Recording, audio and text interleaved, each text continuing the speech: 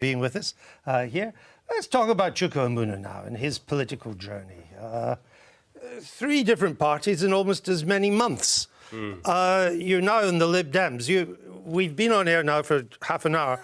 You're still in the Lib Dems? I'm still in the Lib Dems. That must be the longest time for quite a while you stayed in a party. Yes. For over half an hour. I thought you might put it this way. Who will you be backing to be your leader? I'm not backing either of the 2 excellent candidates in the contest. No, well, as it happens, I've joined after the freeze date, the point at which you have to have been a member in order to be able to vote. And I kind of thought, given I joined the party a week ago today, it'd be a bit untoward to start coming in and dictating. But you're already the Treasury spokesman. Well, I wasn't expecting that. I wasn't expecting to be asked to do that. But look, surely the Lib Dem Treasury spokesman must have a view on who your next leader should be. As it happens, I don't.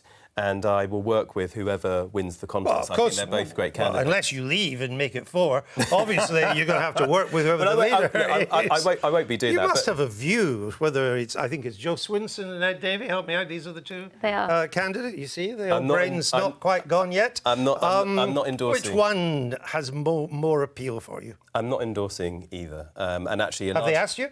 No, they haven't, actually. And a large part of the reason that I joined the Liberal Democrats, other than the fact that, obviously, I'm a social democrat with liberal values, which are Liberal Democrat values, was because of Vince Cable, who I got to know very well when I was shadowing him in opposition. I was quite critical at the time of many of the things you were, and don't worry. I've got all that here. Don't you worry. He's a friend of I'm sure you have. Yeah. I'm sure I'm waiting for the tweets to be brought up. Well, we got one here, but this is the 3rd political party in, as I say, almost as many months. Yeah. Your constituents must be a little bit confused by all this. They've got proper jobs. It's quite hard for them to keep track with which party you're in.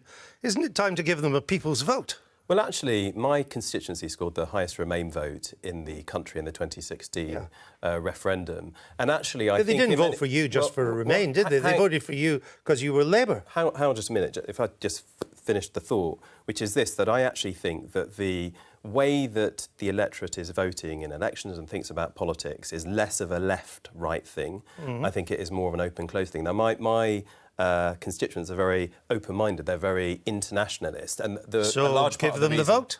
Well... they're smart and open-minded enough to in a by-election, work out which party you're with and decide if they want to vote for you. The main reason that people voted for me in Streatham is because of my position on Brexit. And when you can compare my performance in the last general election to the performance of Kate Hoey, for example, next door... Well, let's look at what you said. I got 15% more than look what you said in April 2017 in this tweet. Whatever common ground we may have with the Lib Dems and some Tories on Brexit, I cannot forgive them what they've done to my area. Well, you can't forgive them, but you joined them. And let me explain why, because the Liberal Democrats have changed since then. In every single one of the budgets since 2015, they have voted against the Tory budgets. They stood on a 2017 anti-austerity manifesto and voted in accordance with that manifesto since. For example, arguing for the reversal of cuts to housing benefit and universal credit. And if your concern is to end austerity, as it is mine, the best way of doing that is to ensure that we stay in the European Union. You cannot leave the European Union and end austerity. Right, and I know that's your view. What the 2 main parties are seeking to do. Have you forgiven them? I wouldn't quite put it like that. It's not something that I think... I wouldn't use that language, but what I would say... did then. What I would say is that things have changed. And there are lots of things that people's political parties do that they might think is unforgivable. A lot of people in the Labour Party think the Iraq War was unforgivable, but they're still in the Labour Party. But my point is, if the Liberal Democrats had the same fiscal position as they did in 2010, 2015, things would be very different. But they've changed. All right. Anne Widdecombe, do you have some sympathy with Chuka Umunna's position, given that you've changed parties too? Well, I changed once. I haven't changed twice in a matter of months. Oh, give it time. No, that won't happen. Early days. That won't happen. Really? And I never did understand why Chuka and indeed the other MPs joined this extraordinary party called Change UK in the first place, because it never did differ from the Lib Dems, did it?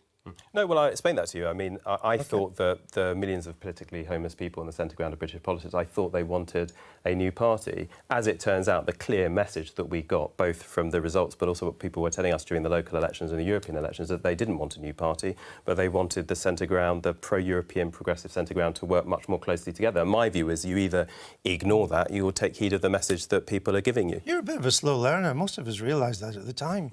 Well, I'm just being honest. I think a lot of people... Well, I'm glad you've caught up. A lot of people, actually, in and around the Liberal Democrats, also were questioning whether they would be the main centre-ground party in the next general election. It's very clear that they will Brexit be now. business has changed everything, other than... I think so. Other than a common desire to get out of the EU, even with no deal, if that's what it takes. Absolutely. What else do you have in common with your fellow MEPs in Brussels and the Brexit Party? First of all, as you rightly say, our aim, our main aim... Right.